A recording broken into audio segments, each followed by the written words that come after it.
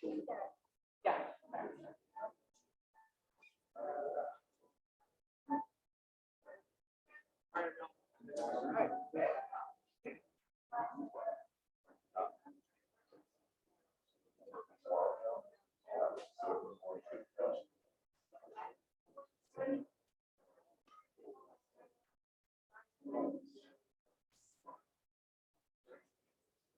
Welcome, everyone. Expected a response to that. Let's try that again. Welcome, everyone.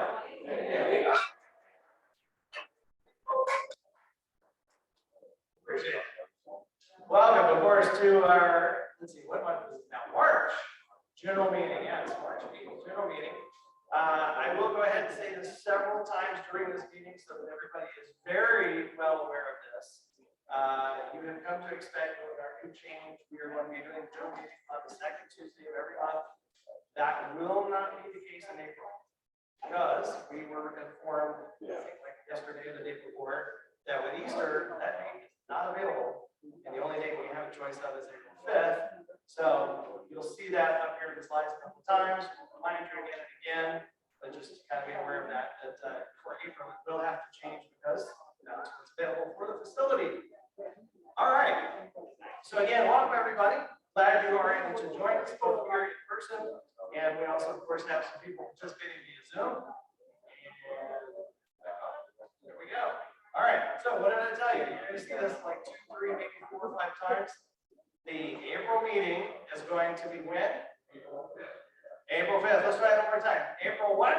Okay, good. April 5th. So we know that April meeting is going to shift to April 5th. Great. All right. Keep it going. Now, you've seen the slide probably a lot of times, unless this is your first time here, but even if you've seen it a couple of times, remember, the main reason that CFRI is here is to try and provide good information. We're going to try to provide educational opportunities for you to network, learn things. But it is also very important for you to do your own diligence. We'll talk about that slide here in just a second. Speaking of which, there's a slide. So CFRI, especially those of us who are doing the various meetings, we're not here to give you that legal advice. We're not here to give you the tax advice. Many times the panelists are giving you information based on their expertise, but you do want to do your own due diligence, and you want to make sure that you are consulting, as it says in that third bullet. Make sure you're getting good advice from reputable members, business members, or they don't necessarily have to be members, but somebody that knows what they're talking about when it comes to tax, legal, and other matters. Make sure you're doing that. All right, continuing on. If you, how many people have been to meeting after the meeting before? Show of hands. All right, a few people. Woo! Okay, excellent. And is meeting after the meeting one of those places where you get to know a lot of people and deals get done? Yeah. Yes, Love it is. So when we talk about meeting after the meeting, that is the reason that we're talking about it. If you, after we have this meeting, there is a meeting after meeting at Graffiti Junction in College Park, as it says. And if you can go, that is oftentimes where you're going to get to sit down and network with other people. You're going to hear about what people have available, what they're working on. You learn all kinds of great, amazing things. So if you haven't ever done that, try to one of these times. It can be very, very useful. All right. One of the things that we said we were going to bring back, and is Ron out in the audience? Ron Smith is one of the people that was asking about this. I was hoping he was going to be here because I knew he would be one of the people that would come up.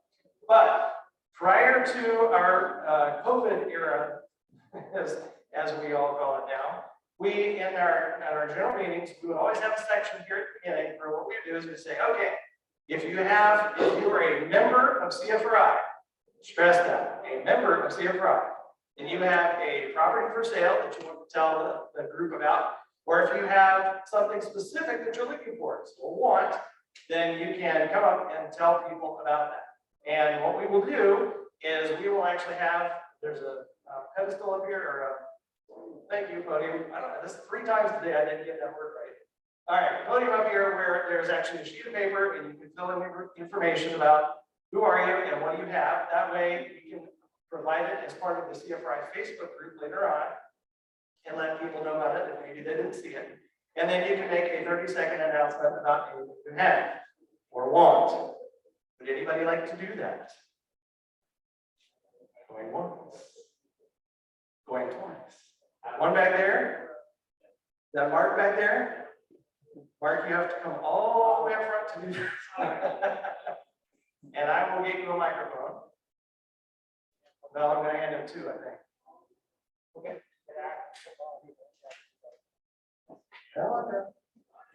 Well, I'll have you fill it out afterwards. So we can keep going on. But you have 30 seconds to have the floor to tell people. Go for it. All right. Currently, I'm looking for some flips in the Central Florida market. 2 to 4 bedrooms, 1,000 square feet to 2,500 square feet. Newer than 1950. HOAs are fine. Up to a $300,000 after repair value. And looking for something with at least like a $40,000 spread. Also looking for some small multi 2 to 20 unit properties, larger than 2,000 square feet, newer than 1950, no septic tanks, and averaging about 100 doors. All right, awesome. Thank you very much. And normally when we do this, I would have people give their contact info. However, you're going to see Mark here again in just a few minutes, and his contact info will actually be up on the screen, so you'll be able to get all of that. If you have any questions, Mark, do me a favor before you go too far and fill out the sheet that's up there. Thank you. All right, excellent. You got something, Rob? Come on up, buddy. Hi, I'm Rob Arnold, Marketing Director. I'm looking for sinkhole damage properties anywhere in the state of Florida, sinkhole or foundation damage. So if you come across anything and you want to wholesale it or sell it to me, I'm definitely looking. 407-375-4567, 375-4567. Rob Arnold. Thank you. You just put that down right there. Thank you, Rob. And if you put that on there, awesome. Anybody else? Okay.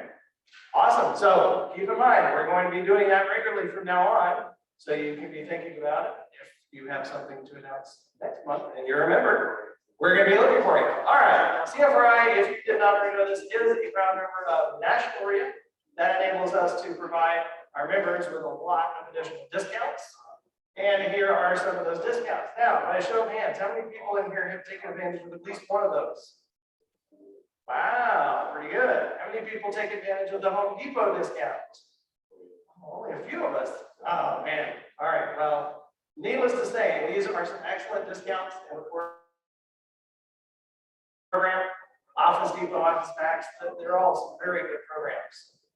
If you are not familiar with some of these, and actually, if you're not familiar with a lot of the things that I'm going to talk about for the next couple of minutes, don't forget, these are part of the CFRI website. You can go to CFRI.net, you can learn more. In fact, speaking of these programs and the Home Depot program, if you want to know a lot of details about the Home Depot program, you can actually take a look at the newsletter that we do every month. It's available on the website. And in the, I'm pretty sure it's in the back of the newsletter, there are several pages that talk about the Home Depot program, including how to sign up and make sure you put your cards in, make sure that they have the right agreement code. The one thing that I don't think it says, and I will remind everybody, is make sure that your Home Depot email that you register with is the same email you use for CFRI. Because Home Depot does audit that from time to time, and if they don't match, they will kick that out and you won't get your rebates. But you can see rebates, lots of good rebates. All right. How many people are members of the CFRI Facebook group? Members only. Good. Now, if you're not, that might be because you're not a member, but we'll talk about that in a moment. If you are a CFRI member and not part of that, remember CFRI is online, and that is an excellent place to find out great information. Rob, who you heard a few moments ago up here talking about looking for sinkhole properties, Rob is also in charge of our what would you call it, legislative, that's the right group? Perfect. Yeah, okay, legislative chair, and he keeps an eye on all things going on with legal and all these rules and laws that may affect us in the real estate world. And anytime he finds out about those, he posts those in that CFRI members only Facebook group. So great way to keep up to date on a lot of what's going on. All right, as I said, website is CFRI.net. You can get a lot of information there, including finding out about our business members, finding out about other members. You can find the policies, the procedures, the bylaws, the calendar of events, you name it, it's there, including, yes, the newsletter. We have the newsletter available generally by the 1st of every month. April, let's see, March. I still want to be in April, apparently. March is already out there and available to you. And again, it's got a lot of great information in it that you can take advantage of. All right. If you do not currently have a CFRI name tag of these, and you want to have a CFRI name tag, one of these big plastic things that always seems to jab in the side of the neck, that's just me. But if you want one of these, you can get one of those. You just simply go, like the instructions say, go to my account tab on the website, and you can actually order one for $8. So if that's something you're interested in, make sure you take advantage of it. Now, when you're on the CFRI website, you can also see what else is going on, when things are happening, and where the different events are. One of the things that is most important about going to that calendar is making sure you pre-register for events. So when, let's say you're going to say, maybe I'm going to go to the Lake County meeting. Make sure you go on there and register for that event. One of the biggest reasons for that is so that we know how many people are going and we have adequate space. And if anything changes, like we have to change the meeting, cancel the meeting, something like that, then you can be made aware of it. Now, right now, pretty much everything is in person with the exception of Osceola County and Seminole County. Those we still have some issues with, but pretty much everything else is in person. Again, check the calendar on the website. Now, you saw on the first couple of slides that said one of the things that we're here to do is provide you with good educational information. One of the ways that we do that from time to time is offer classes. We currently have a series of classes going on called REI 101 Academy. How many people in here are registered for that? Excellent. That is fantastic. Congratulations to all of you for doing that. That's awesome. And if you aren't, there's still 3 more classes to go. You still could take advantage of that. If it's something you're interested in, see Buffy outside. She'll help you with that. Also, one of the things that is a program that's offered here as part of CFRI is called the PHP program. How many people are familiar with PHP? You, not everybody. Professional Housing Provider. It is a program that basically you can get certified and says, hey, I've been through a lot of classes that I know a lot of information about real estate, and you get credits by going to training classes. One of the classes that is not offered very often is this one here on insurance. So if you're still missing your PHP insurance points, you might want to be looking into the class that Colleen is going to teach on April 21st. Now, if you're not familiar with Colleen, we will be shortly because she's going to be one of our panelists tonight. So again, those are some of the things coming up. And if you're not sure about them, you can find out more about them by going to CFRI.net and checking out the calendar. All right. Most of you, again, I would think are probably familiar with this by now, but if you stay to the end of the meeting, we will be giving away some door prizes. But when we call the name, you must be in attendance to win, and that does mean here in person, not online. All right. It's Mark here. I don't see him. We're gonna have to skip this. Robert Johnston, are you here? No. Okay. So we're going to pretend that Mark is up here, and we're going to do a quick round of applause for Mark Johnston. Everybody?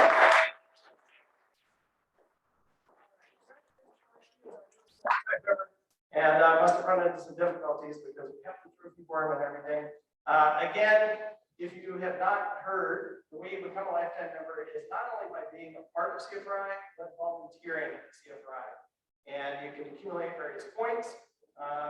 You do that through, again, volunteering in different roles. Mark is currently serving on the board at CFRI, has been a group leader in the county and done other things as well. So we greatly appreciate everything he's done for us, and we will give him that award in the museum. So there you go. All right. One of our favorite things to do at this time is talk about the deal and dud of the month. Although I believe, we'll find out for sure, I believe we may have 2 deals of the month this time. We are going to bring up our vice president here in just a moment to tell you about those deals. If you have a deal or a dud, we want you to present it. We want you to come up here and tell everybody about it. It's not that hard to do. All you need to do is let Phil know. Send an email over to vice president at CFRI.net. Let Phil know, and he will walk you through the whole process. If you need help, he's great at helping people with it. I know for a fact he has actually pretty much held hands with a couple of folks and just said, here's all you need to do, and made it Absolutely. All right. So if you would all give a round of applause to Mr. Phil Georges, our Vice President.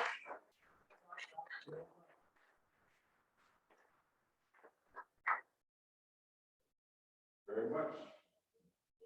Good evening, everybody.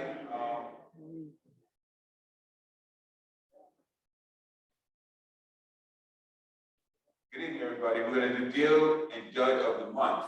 And that's where we share someone in this audience, just like you deal, and we talk about how you made it a deal or how it didn't work out so good so others can learn from the experience. Okay, so I'm going to call up Mark Webb as the first deal of the month. Woo.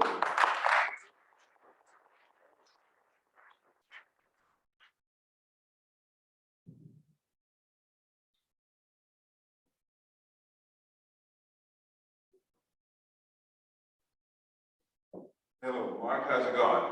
It's going good. I'm very nervous. You're very nervous. I was teasing him backstage. Might have stage fright, but he's quite an expert up here, so. In any case, Mark, tell us how you found this deal. So this particular deal I actually purchased from a wholesaler in the area. I actually sat down in January and looked at the last 12 months and figured out I bought about half of the deals in 2021 from wholesalers and half from direct to seller marketing. Okay. And you said you bought it directly from a wholesaler, okay? Yep. All right. So tell us about the deal, what your plan was when you bought it, your vision, and something about the deal. So the intention was to keep it as a rental, get it repaired. It was in pretty bad shape. The roof was leaking in a few spots.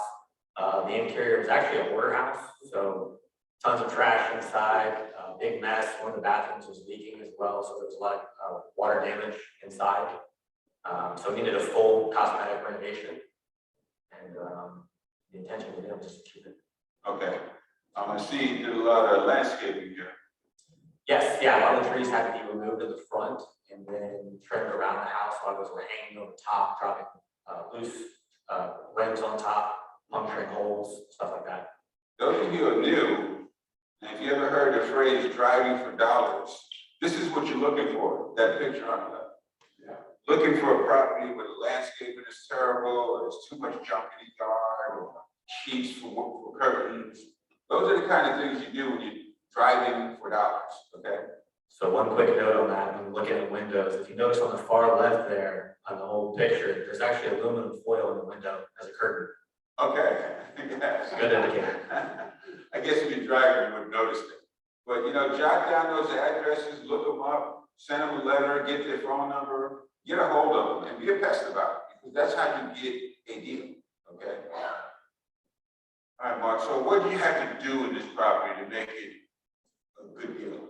Too much. Again, it had about 50 bags of trash, and we actually filled up almost half a dumpster with just loose stuff that you can probably see in a lot of these photos, chairs, miscellaneous things. Again, the roof needed to be replaced. The carport actually had to be completely opened back up and re-enclosed. It was not done correctly. It was leaking around the base.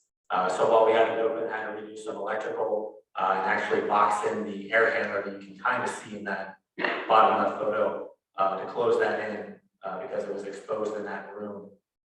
So had to do all that, and then inside all the flooring, baseboards, cabinets, putting granite countertops, both bathrooms were redone, paint inside and out, pretty much everything.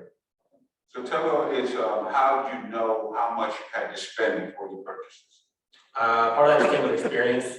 Previously, I was a contractor prior to doing real estate about 10 years ago. Part of that also is just from getting quotes from contractors, get as many bids as you can for the bigger items, and the smaller things, maybe one or two would be fine.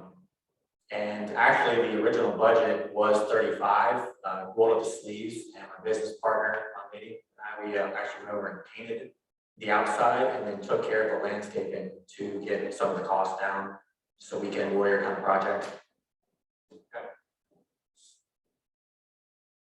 Nice. So walk us through the numbers, Mark. Yep, so purchased it at 68,000. There was some issues around that as well. The seller wanted to actually stay for a couple months after we closed, which actually increased our holding costs a little bit with the timeline. But the after repair value was originally estimated to be be 170,000. And with as crazy as the market is, by the time we went to go get the refinance done, ended up appraising for 195,000. So all the market, that wasn't the renovations or anything like that. Rehab budget came in a little bit under the buying and refinance closing costs were a little bit higher. So if anybody's wondering, there's actually hard money origination fees and other things in there as well. And then the holding costs are things like the utilities, for those who don't know, utilities, landscaping, pest control, if there is an HOA, usually those will be in there as well. Just ongoing and carrying taxes, insurance as well, if you're flipping. So all in 117,000, actually pulled a loan for 120. Did not change our original target, even though it was priced higher, we still maintained the loan value that we were shooting for, and was able to recover an additional $2,400 on top of the cash we put in, pay off the hard money loan, and now cash flow $235 a month after all operating expenses, which is the principal, interest, taxes, insurance, the property management fee, along with setting aside reserves for vacancy, some repairs and some capital expenditures and reserves, and then 75,000 in equity as of right now. So, good deal. Any questions for Mark? I have a question, Mark. Yes. I got Mark, from start to finish, how much time? So again, we had the owner stay in the property for several weeks after close, which was originally agreed upon for a month. And then he ended up staying for a couple extra weeks because there was a miscommunication where he didn't communicate with us when he did the wholesaler that there was going to be, he was under the impression it was longer time than expected. The renovation was supposed to be 8 weeks and then actually ended up running 12 weeks due to some contractors not showing up, which sometimes happens. Well, especially in this market. So, but you're saying 3 months total start to finish? For the renovation, yes. And dangerous to allow a seller to remain? It can be risky, yes. Okay, thank you But very that much. inherent risk was built into the price. So that's why it was priced the way it was, because sometimes there are some unexpected issues with that. Mark, I saw in the first picture, at least it appeared that there was no driveway, and then in the next picture there was. Did you pour a driveway? No, that was actually a power wash. It just wasn't in that picture. So let's get back to it. I never see it. No, not that one. Well, one before that. Yeah, it's not in the picture. You can see the vehicle over there. Yes. Oh, there's a car in the corner there. There was concrete, so that was not a Other questions? No other questions? Come on, you guys can find some questions. He answered them all. All right. Let's get a round of applause. Yes, that's perfect.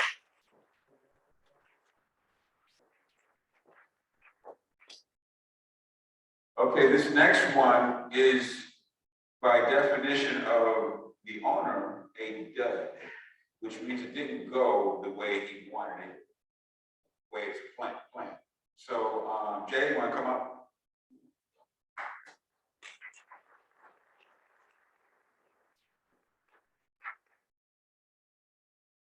Okay, Jay, so tell us where'd you find the deal first of all? This was brought to me by a realtor that I have a relationship with. So this is in North Myrtle Beach, South Carolina.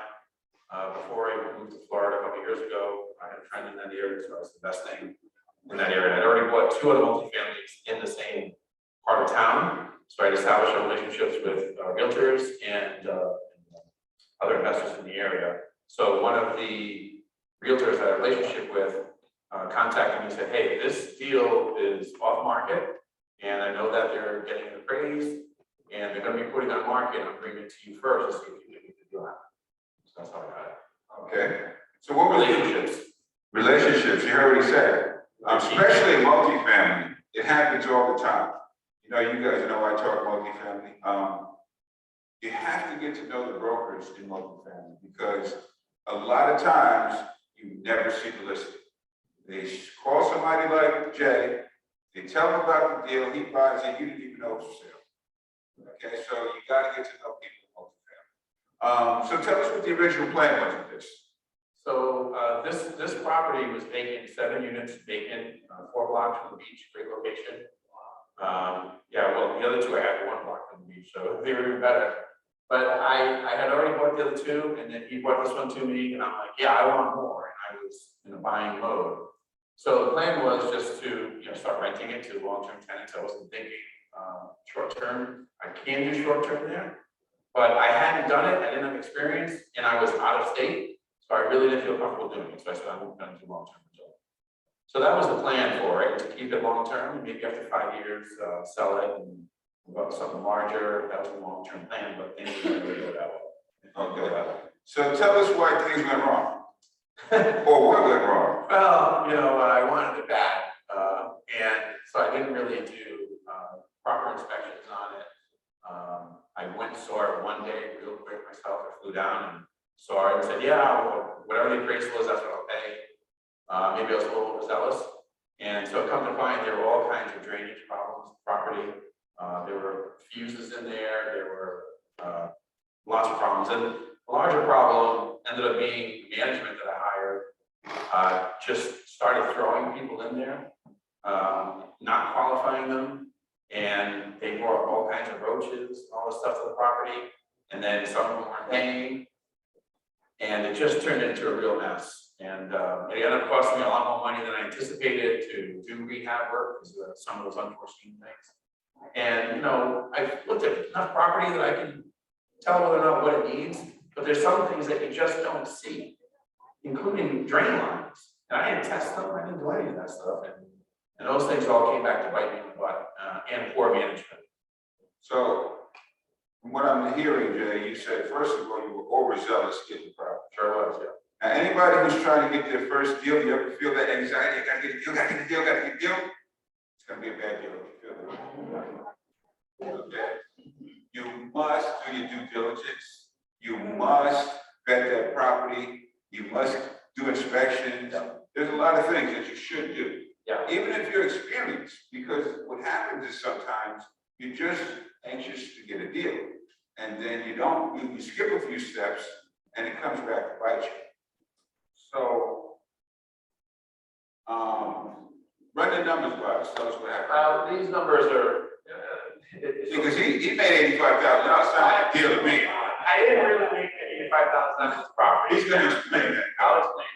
So, like I said, I already own 2 other properties in this neighborhood, and once I started running into trouble with this one, and remember, I'm out of state, and so I ended up firing the manager. So now I'm running it myself out of state. And at that time, I was already knowing that I was moving to Florida. So now I'm not even going to be, I'm not even going. I'm like, I really don't want anything to do with any other state. So I'm from Florida, that was it. And so I'd already decided I got to sell this thing. So I tried to sell it on its own. Couldn't sell it because a lot of the problems already had in it. And I couldn't refinance it. I couldn't get to appraise the price I wanted to. So the broker that I was working with, I was actually a Orlando broker, Marcus Milchak. And he's like, look, the best thing you can do right now is just sell the properties as a group with this one. Someone will take it as part of that package, and that's how you're going to unload it. So I said, well, what are you going to do? I'll try that. I'll take all that money, I'll bring it to Florida, and I'll just start investing here in the States, which is what ended up happening. So when you see $85,000, it's really because I sold this property with the other 2 as a package, and if you divide the profit with the other 3, that's kind of what it divides out to. So So if I didn't divide that profit, how much did you really lose on this deal? Ballpark. So probably down between $70,000 to $80,000. Okay. So the other properties were carrying this one. Yeah, the other ones were really good. One of them was a great property. The one was a 10-unit property that I spent $120,000 renovating, and it was great. I bought it at $720, and could get a raise around 1.2 or something like that. So in the end, he didn't lose money per se, but he had other properties to cover the loss. Correct. So,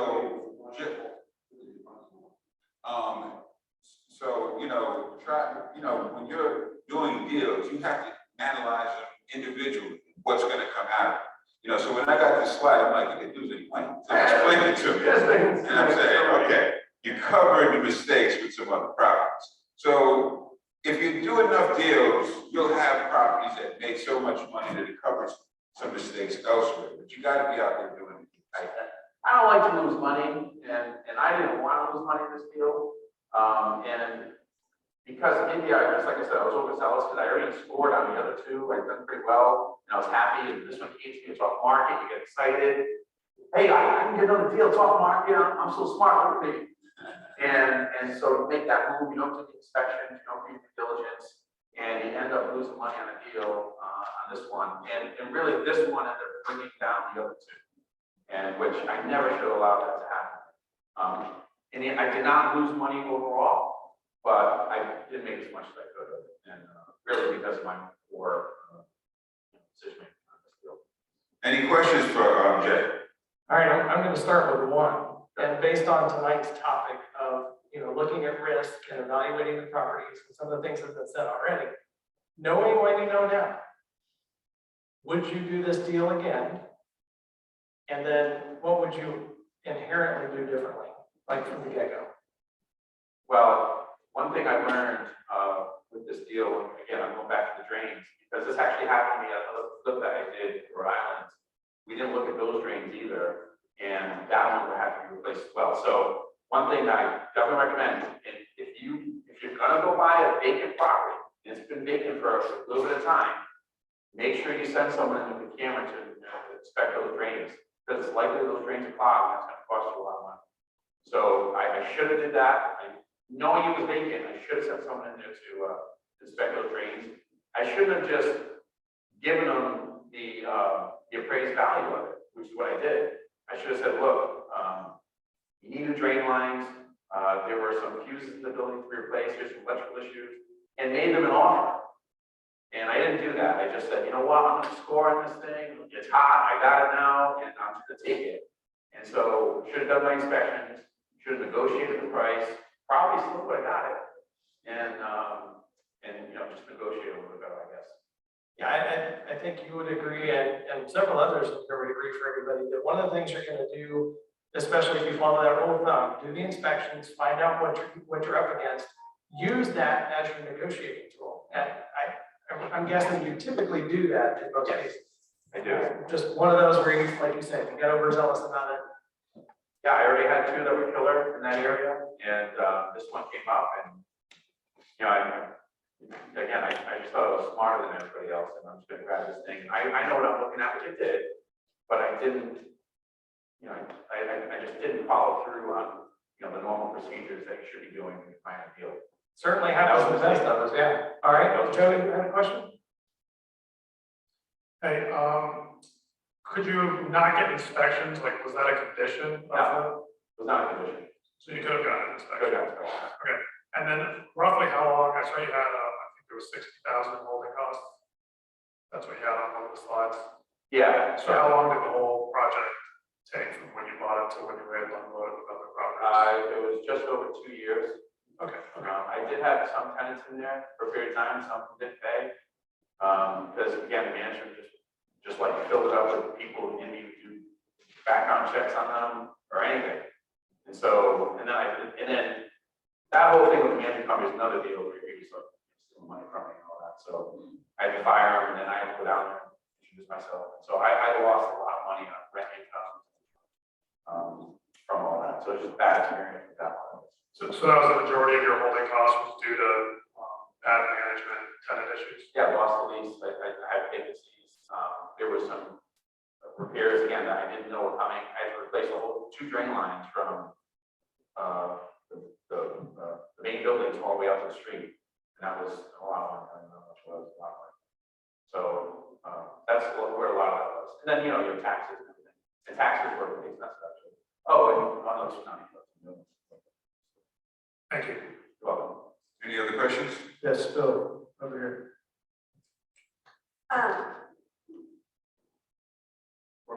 Did I miss something? Okay, not to rub salt in the wound, but Please do. how, Wide open. the other 2 properties that were performing well, I assume you also have local management with them. Was this a different manager, and where did you find this person, and what did you, how did you hire such a poor manager, I guess. Well, as the same manager for all three properties, it was someone that I knew who had relocated there. He said, yeah, I'll help you out. I'll do this for you. And I said, okay, cool. I know you. I'll help you. You help me. It's going to be a great relationship. And so what he would do is he would hire people to do the work and not supervise them. So I get a bill for work done at the property. And I'm like, dude, why did it take so long to do this? Oh, I don't know. That's what they put down. I said, did you even go check on them to see if they were working? He's like, oh, well, no, well, I talked to neighbors and I talked to these guys and, it's just pretty accurate. I'm like, you gotta be kidding me. So I'll tell you a quick story with this guy. You let me know if I'm going along. I just want to tell the story. I showed up one day and they know that the boss is coming, the owner's coming. And there's this guy and everybody's hustling. And this guy, we're putting a new patio down with pavers. And I walk out and he's right here, right, doing the whole like U shape. He's in front of me. He's like, oh, I was like, oh, dude, you're already halfway done. You probably have this thing done by the end of the day. It's like 10 in the morning. He's like, oh yeah, we're perfect. I was like, okay, cool. All right, well, good luck. See you later. But knowing not coming back in the afternoon.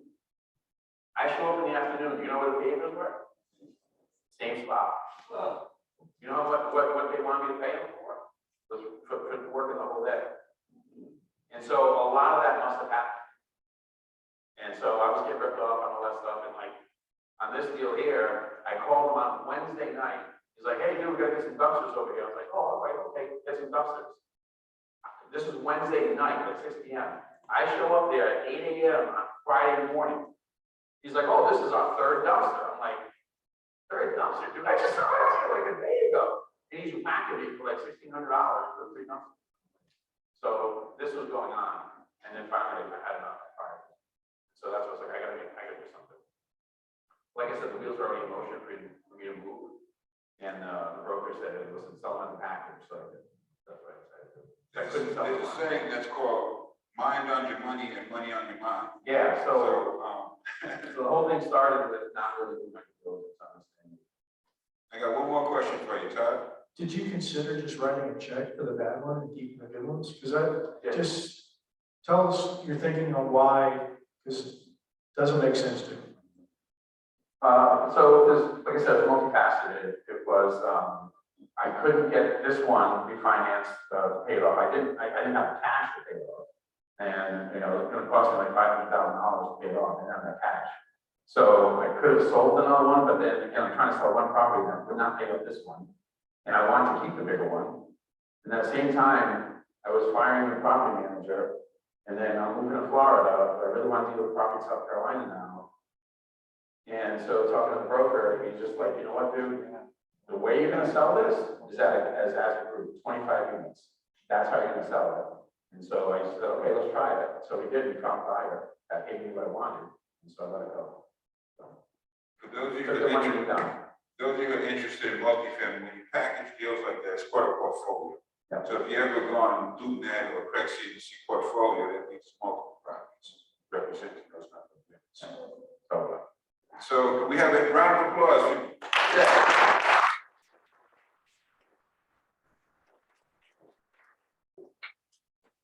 If you got, I'm just gonna say, if you guys have a deal of the month, my email is vice-president. How about a round of applause for Phil Jordan?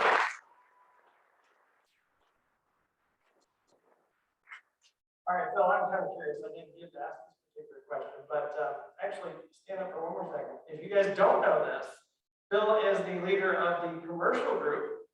And commercial properties, I believe that would fit in the commercial class of properties. Is that right? Now, is Jay a regular attender at your commercial group? Has he been to your commercial group? Okay. All right.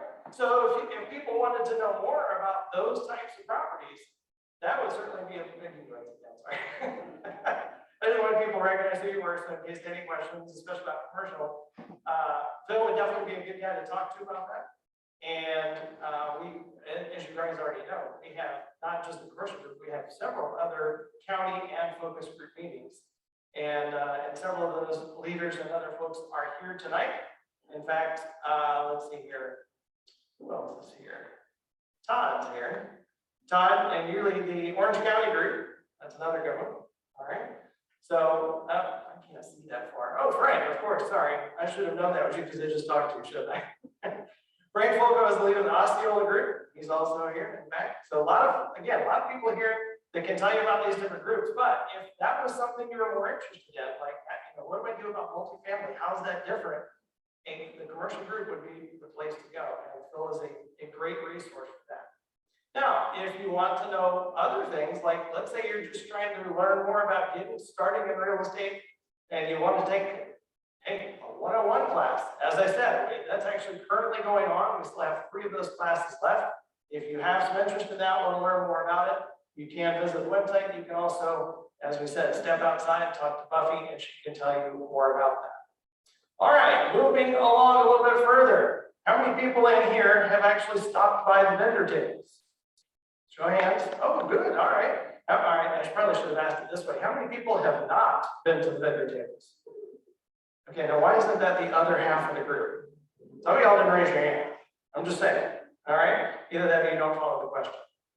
Now, these are the vendors we have out here tonight. A lot of great folks that are business members at CFRI. That is by no means an exhaustive, extensive list of all of our business members. We have quite a few. But we also only have so much room for everybody to have a table, so we can't fit everybody. And we typically will have different people from time to time. And coming up soon, I'm not sure exactly which month, but we will actually have a meeting where we have a business vendor trade show where you get to meet a lot of the business vendors.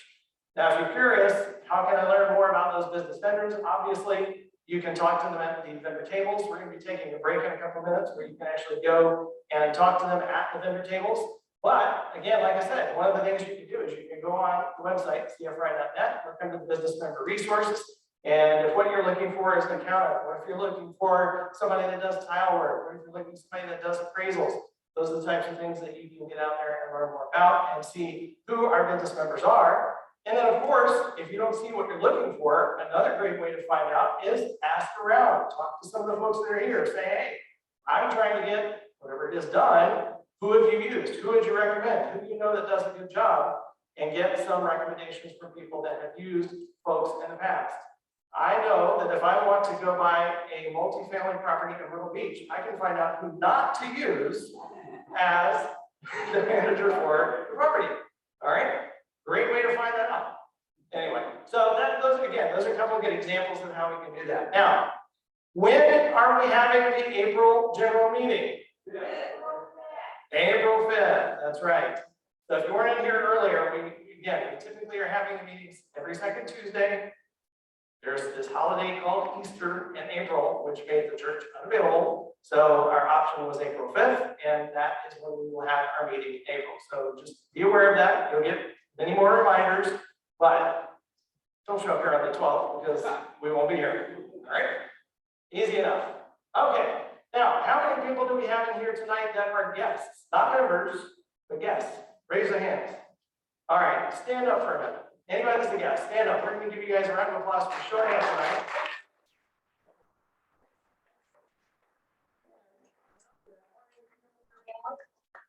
Everybody, round of applause for Mari Lynch. She's our director of membership. Mari has a special presentation for everybody that is a guest. So if you guys would do us a favor and follow Mari, we're going to have escorted over to a room where she's going to tell you a little bit more about CFRI. Everybody that's in here gets to take a break, and it is 6:30, so we'll start back at 6:45, 15 minutes from now. Yes, thank you. The room that you're going to and following Mari is the first one left as you go out the door. Everybody else, make sure you take a few minutes, and if you haven't already, you're one of those people who raise their hands and say, I haven't been to the business member trade show or business member tables. Please do visit our business vendors. Otherwise, network, get to talking to everybody, learn some more, and we'll see you back here in 15 minutes. You want to sign up as a new member? What? You wanna sign up as a new member? Let me go help Mario out. My phone number is 407-559-2200, and my email is Colleen, COLLEEN @securedinsurancegrp.com. And I have cards. if you have cards. And you guys are all on our business member list as well. So buy that there. Thank you. And of course, we're gonna have some time for questions later on. And you can also try to sneak in and say hello to them after we finish up this thing. All right. Here I introduce this gentleman. Don't steal the show. If anybody knows Andrew, you guys know what I'm talking about. Andrew, tell everybody about yourself. Ladies and gentlemen, I want to welcome you guys to the ARB Home Inspection Show, where I have these beautiful guests right here. But my name is Andrew. I enjoy long walks on the beach. I'm an inspector of all the things I do it day, night, all the time, anytime that you want me to. Call me, I'm here for all your inspection needs. Whether that's a 4-point, whether that's a wind mitigation inspection, whether that's just any type of home inspection. We get underneath the curtain crawl spaces. We go into the hottest attics in America, right now in Florida. So it's always burning up there for no time reason. We walk on top of your roofs. We'll do whatever you need in your life to succeed, but we want to make sure you get the best investment for your money. And that's how we do things. So if you need to reach out to me, or you need to reach out to my wife, who's the most important person in this room right now, because I love her and everything she does, I do with you. I'll be back. All right.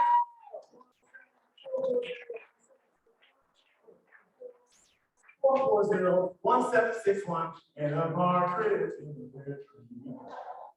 I almost feel like I need to do. Not sure how to follow that, but obviously now you know what I meant. All right, so thank you everybody for being here. I appreciate that greatly. We're going to basically start down there on the end again with you, Hope. And one of the things that we did is we did some polling. I know not everybody got polled in terms of opportunity for ask questions. So definitely be thinking about what your questions are. If you have some, we'll take some audience questions here at home as well.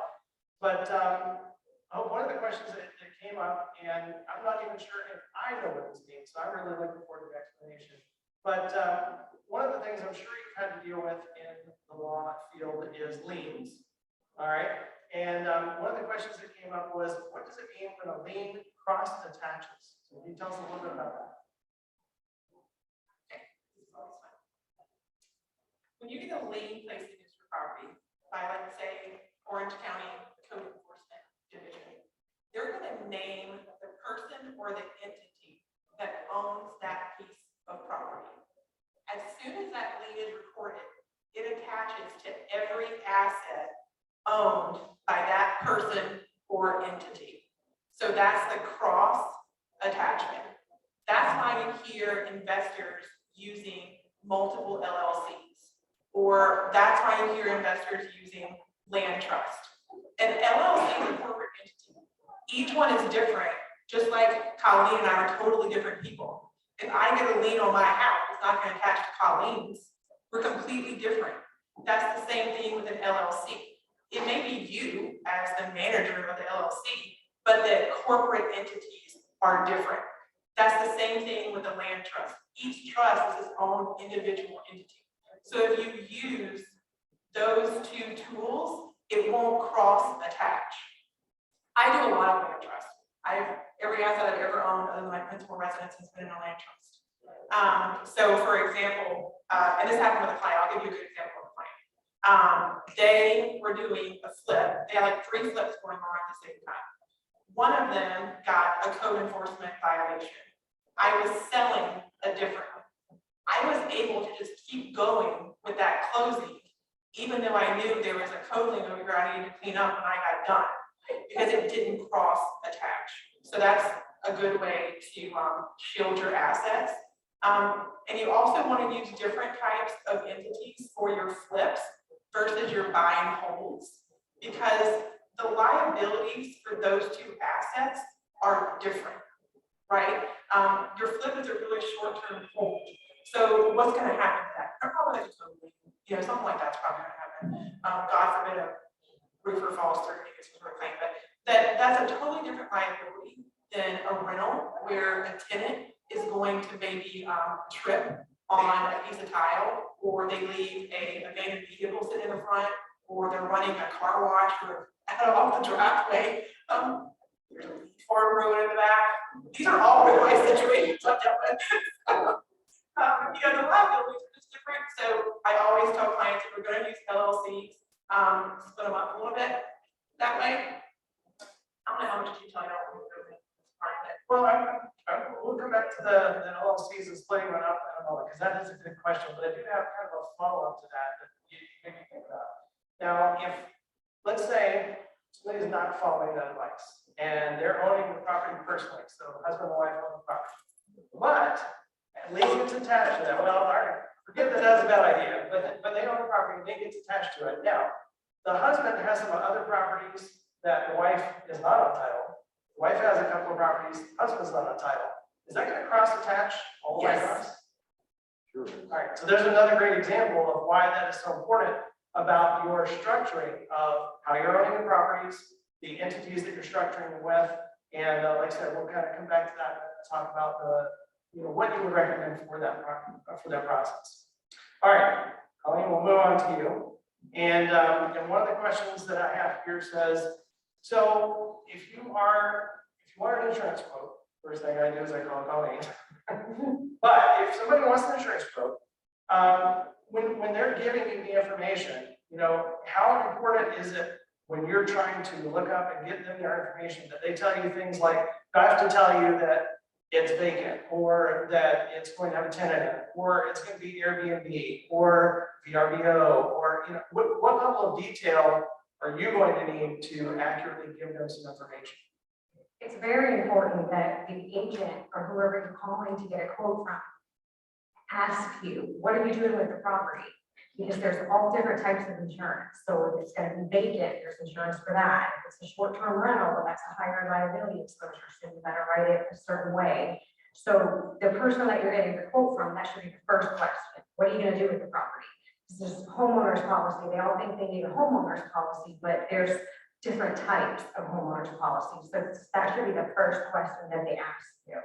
And then don't be afraid to be honest. Well, it's going to be vacant. It's okay. I'm not the police, or whoever you call isn't the police. I'm not going to tell you that you can't do that. I want to make sure it's done correctly, and whoever else should do that too. And if just carrying that a little bit further, let's say that it's not vacant, it's not rented, it's under construction. Is that a different policy as well? That's their policy too. And what's that called? New construction builder's risk. Okay. All right. So again, what kind of insurance you have, very important. What would happen, let's say, if I'm doing a complete rehab on a property, and I have gone out and just told somebody, oh, it's my house, I got my homeowner's policy. What happens if I try to file an insurance claim like that? Well, that's when you find out what happens. Because the insurance company can say, oh, material, misrepresentation, and cancel your policy flat and not cover you. And it would be really bad if you had an injury on the property. Like if somebody got hurt and it wasn't written correctly, that's where it gets very costly. So it could not pay your claim. It could happen. It doesn't happen often, but it could, especially these days, because they don't want to pay any. We've seen a few examples of that for sure, right? Yes. All right, excellent. Okay, Mr. Andrew. Yes, sir. I have had the privilege of having you do some home inspections, and I know, just because I've seen the work that you do, I've seen the work that John does, and other home inspectors as well. You guys go into that property, and somehow you see all kinds of stuff. And I think that is very invaluable. What are, from your experience, what are some of the types of things that you are almost undoubtedly going to find that a lot of us maybe aren't going to find that could really be a risk when we're evaluating the property or owning the property? So I always like to look at it from a situation of, like, you got these beautiful ladies up here, right?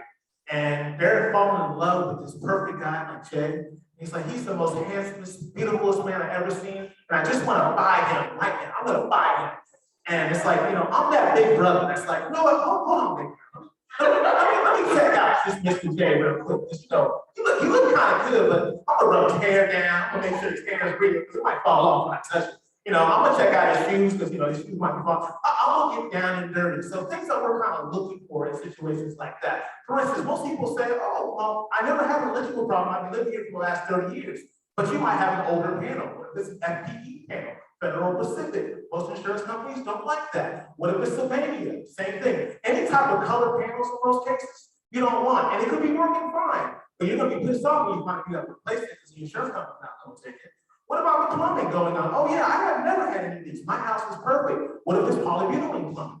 What if it's galvanized plumbing, that stuff that corrodes from the inside out, that turns your water brown when you initially turn on the faucets? Kind of scary, smells a little bit funny, but it's kind of interesting, kind of one of those things. That's a special way of making Kool-Aid back in the day, just when you have some sugars in it, you know, make some tea good. So it's just sometimes we're seeing things from a perspective that when it comes down to underwriting requirements for insurance, underwriting requirements for getting a mortgage, that you're not gonna know about, and just because it looks good and smells good, doesn't mean that it's all good. That was a great and excellent point. Thank you, Andrew. You do look good. No, thank you. You smell good. I appreciate it. All right, I'm gonna take that kind of back to the direction. Colleen, he was talking about some of the things that could potentially be a problem. And you know, Federal Pacific panel is a great example. So what happens in a situation like that? I come to Colleen and I say, hey, Andrew's told me there's some things here that could potentially be a problem. Does that mean I can't get insurance? Or how does that work? What do we do? Doesn't mean you can't get insurance, it just means you're kind of limited to maybe one or two carriers. The polybutylene pipes, for instance, you may not be able to get water damage coverage, even limited coverage, because those are known to like corrode, wear away. So they would probably want that to be replaced to the offer either total, water coverage. The breaker panels, they had a recall with sparking back in the 70s, 80s. There are a lot of them that are still in homes. So, you think a lot of people don't know they have it until they go to sell it. And he goes to the staff, Andrew, and he's like, this is kind of go. But the person's like, I never had an issue. So they may never have an issue, but the insurance companies, they don't like the chance. So they would want that to be replaced. If you tell me you have it and you're like, oh, well, I don't want to hear that you have it. If you don't want me to know that you have it. Because then I have to disclose it and put it on there. Because then it becomes a liability on you. So just know all of that ahead of time. Kind of continue that thought process. If we have a property and we've had insurance on it, it comes for renewal, we pay the renewal. How long does that go on before maybe the insurance company comes back and says, hey, we want to know a little bit more about this property, or would make you have it re-inspected, or want to do some investigation of it? Because it seems like I'm seeing that more and more with some of the properties that we have, where the renewals come up and all of a sudden there's questions being asked. And before it was just, Bill, you're good. How's that? It's true. Lately, they're going to start asking more questions. There's more claims, there's more issues with liability, roof claims, water damage. So companies that may have not questioned it before, they're going to start asking questions, depending on your company. If they never went to inspect the property, or it's a policy you've had forever, there are some people that have like strange policies that I've never heard insurance companies named before. I'm like, you should just stay with what you have, and especially if you start naming off all these hazards that are like lightning flash going off in my head. But it doesn't mean one day that they may not go back and inspect, and they have to probably read in their policies to see what it said about those.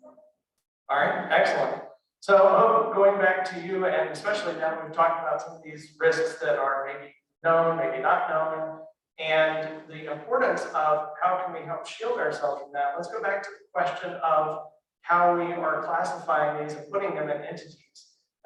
Based on what you said earlier, seems reasonable to say, okay, we're not going to dump everything in one LLC, but does that mean that we're going to put one property in a new LLC every time, or what's kind of your recommendation or rule of thumb on that? I base this answer based on what the portfolio looks like of the client that comes to me. If you're doing a lot of rentals and you have 4 or 5 properties, once you get to 4 or 5 properties, I don't think it's very cost effective to have separate LLCs. 1, you have renewals every year, and 2, your accountant's going to hate you because he's going to give you K1s on all those suckers. So it just at some point it becomes a pain in the butt. You're also sitting there getting policies for all of them, you're doing bank accounts for all of them. So I like to tell clients, my personal preference is to have an LLC for your rental portfolio and have an LLC for your flips. And then you can put each individual entity into a land trust. Your flip LLC can be the beneficiary of your land trust for your flips. Your rental LLC can be the beneficiary of the land trust that you use for your rentals, because no one knows who the beneficiary of your land trust is. So I can get you down to 2 LLCs that way. because no one's gonna know where I'm putting it anyway.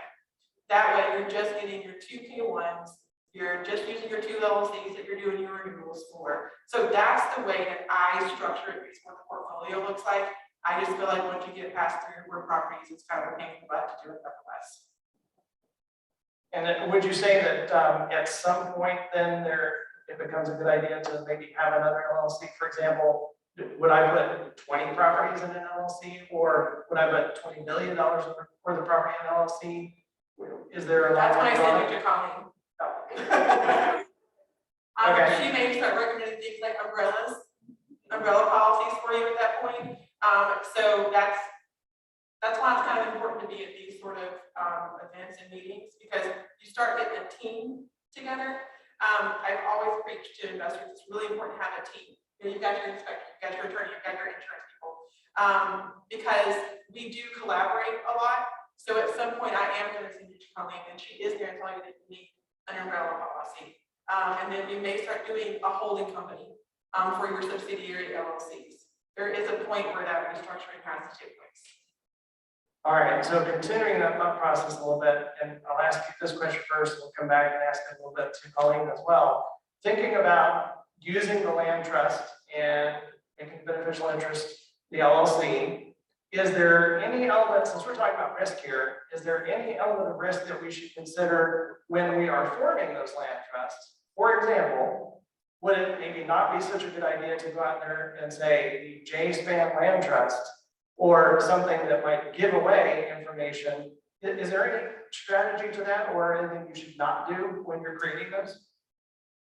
Listen, I've sat in a lot of depositions before that have to do with land trust where I was the trustee, and I wasn't, amazingly enough, I was not the one suing somebody.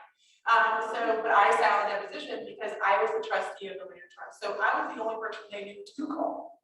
I've always told clients, I don't give 2 rips what you name that land trust. You can name it my cat's blue for all I care.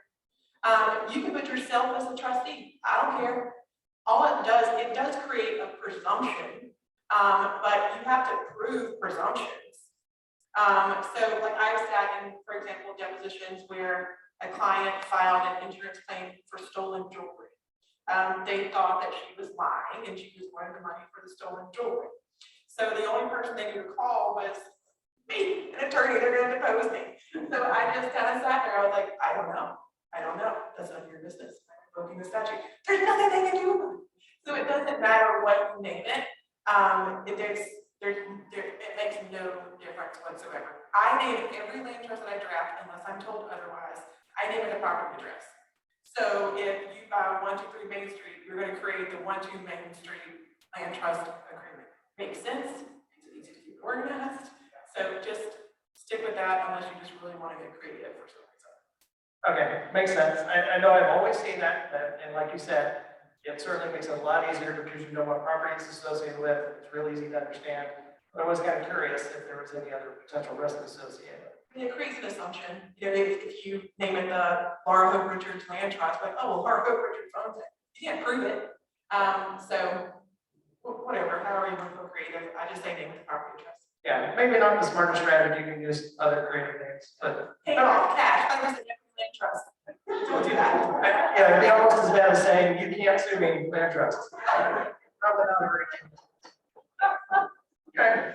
All right. So, Colleen, continuing kind of the thought process of using the land trust and entitling things in land trust versus an LLC versus other types of entities.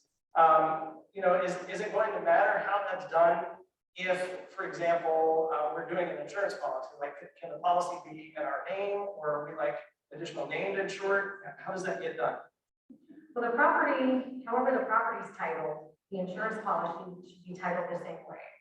Because when the insurance company looks up the property on public record, they want it to match. If it doesn't match, they're going to question it and want all these trust documents and all this other stuff. In addition to that, if there's an incident at the property, such as a liability problem, slip and fall, injury, property damage of other people, if that person or the injured party gets an attorney, they're most likely going to pull up the land trust, and that's who they're going to try and just put their suit towards. So you want to make sure that you have liability protection in that way. So it should be insured how you title the land trust. Some people like to do it in the LLC name and add the land trust, or some people like to do it in the personal name and add the land trust. But I tell them the whole point is to keep your name off of it. So once you put your name on there, then when somebody requests a copy of your policy, it's gonna have your name, like you can't cover it up.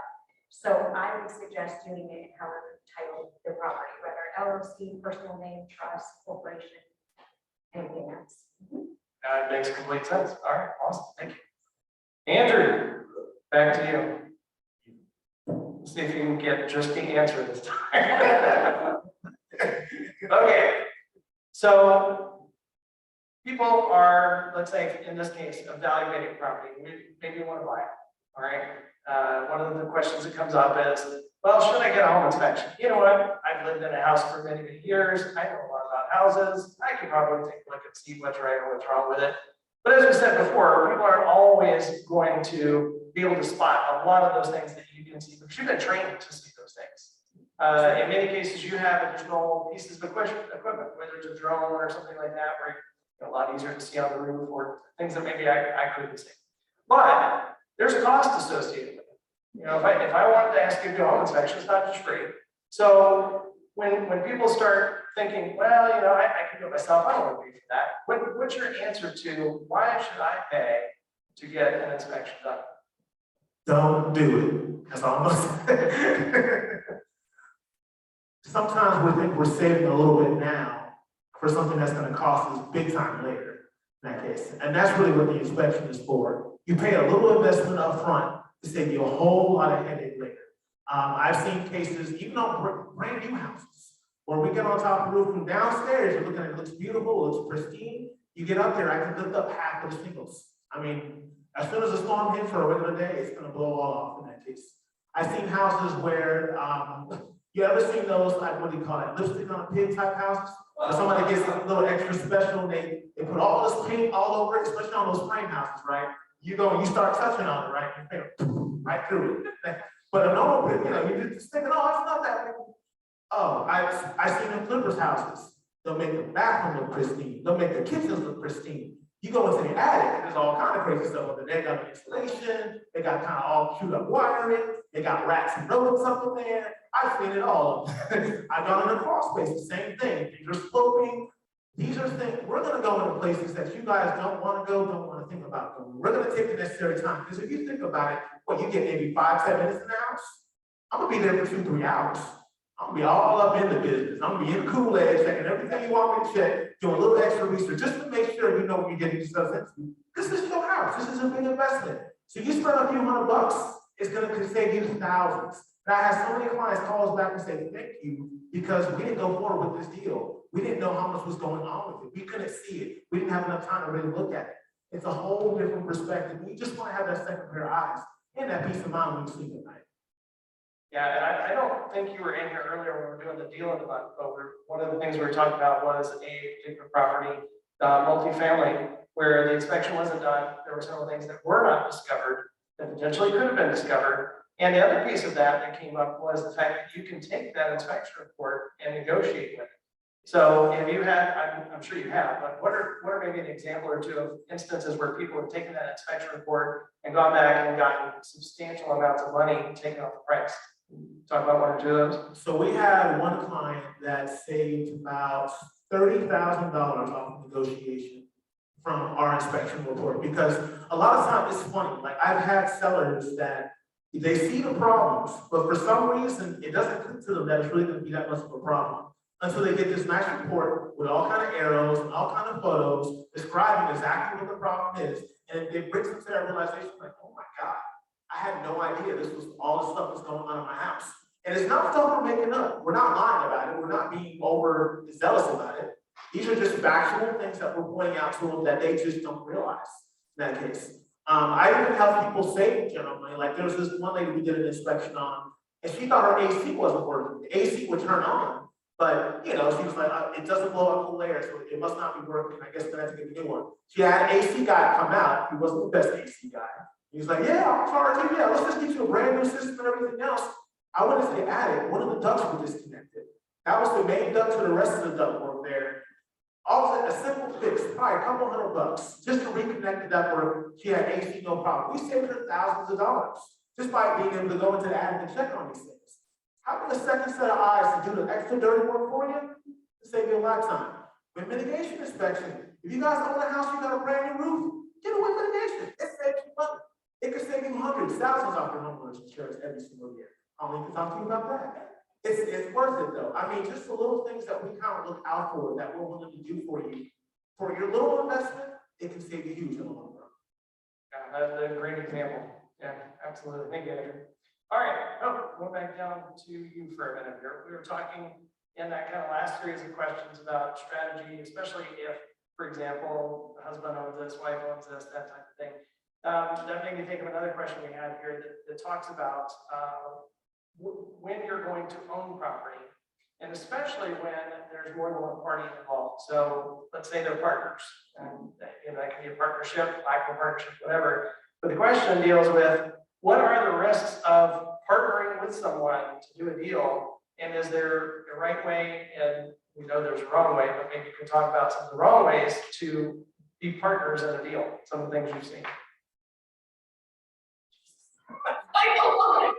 I'll go sit down there. You're partnering with a deal, you want first things first. Put it in writing.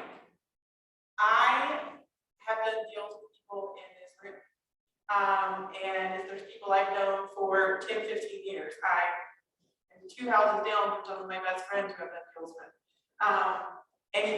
I'm in business because people do not put their arrangements in writing. That's the only reason I have a job. Okay? If you do put it on writing in a piece of paper, you put it on a crappy one, and it's something that nobody can figure out unless we hash it out for a year. So numero uno is put it on paper and do it professionally. It's just like with the inspection report.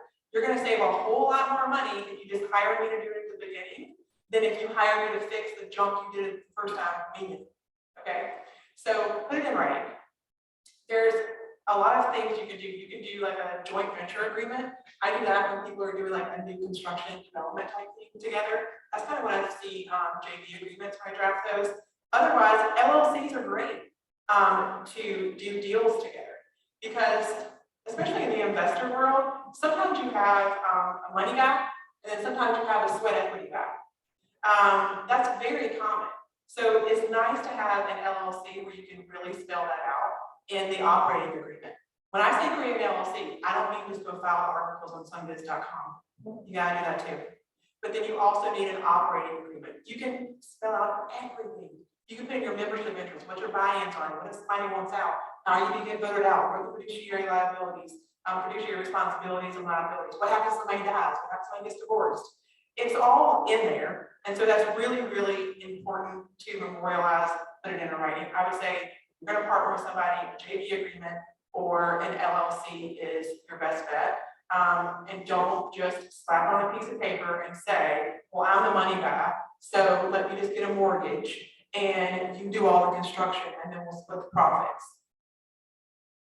What happens when all of a sudden a bad roof went on there and so now you can't get it insured, you can't sell it for retail and you're just losing money so you stop paying your partner. It just sucks. So just go ahead and put it all in writing. LLC, JVs, I'd say are the best.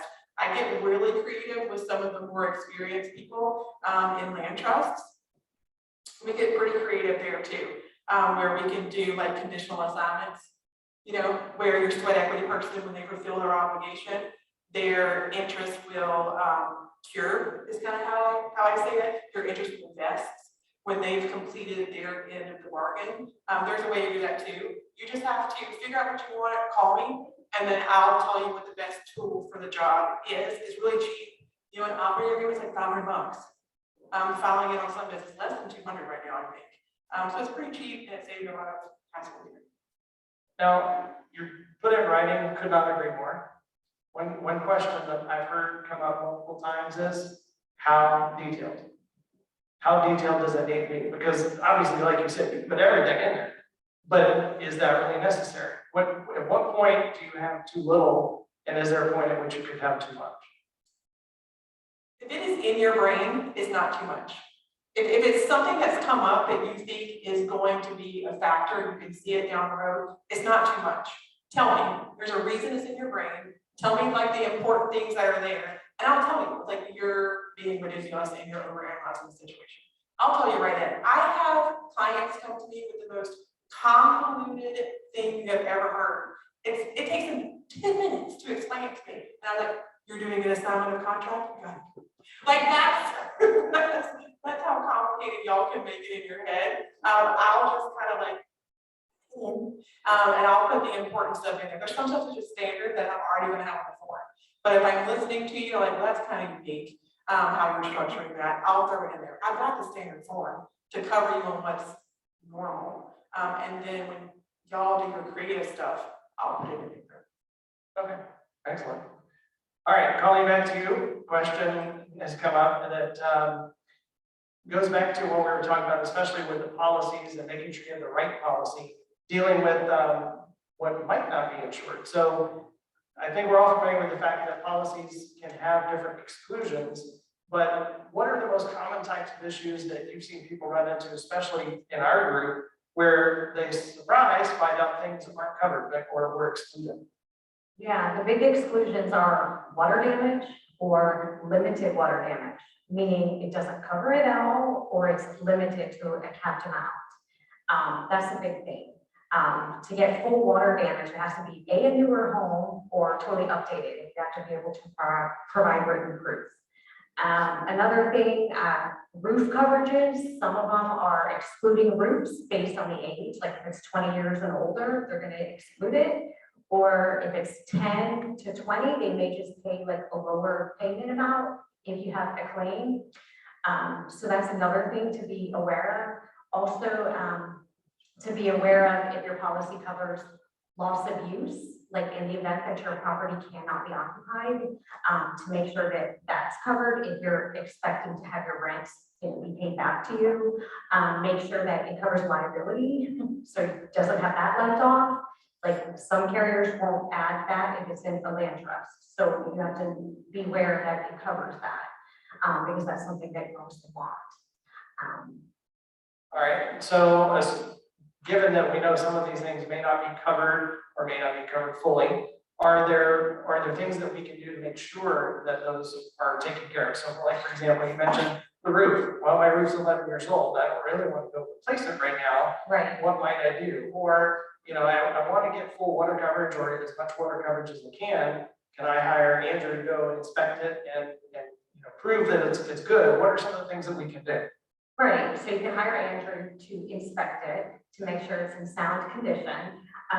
You can ask for it or ask for a company that wouldn't exclude that or would add that coverages back on for you. Some properties don't have that option. If they're too old, they haven't been updated, you're just gonna be able to get what you can get. But a newer property with an 11-year-old roof should be able to get complete roof coverage with the companies that I work with. All right, excellent. Andrew, back to you. All right, so we've been talking about, for the most part, what happens when you are buying a property or looking to buy a property, especially when it comes to inspections. But we've started to uncover some things here that deal with inspections that might be done after the fact. So, you know, I have a property. Maybe I've had a property for 5 years, 10 years. Is there a reason that I would be calling you and saying, hey, come inspect my property? And if so, what are some of the things that they should be thinking about, especially when it relates to risk, that you could help them with that we might not be thinking about because, you know, I already own the property. I know what's going on in it, or maybe I don't. It is. Like I mentioned earlier, the wind mitigation is definitely one way to help you guys save money off the homeowner's insurance. It verifies how strong your house is against the wind based on the features that are holding down your roof.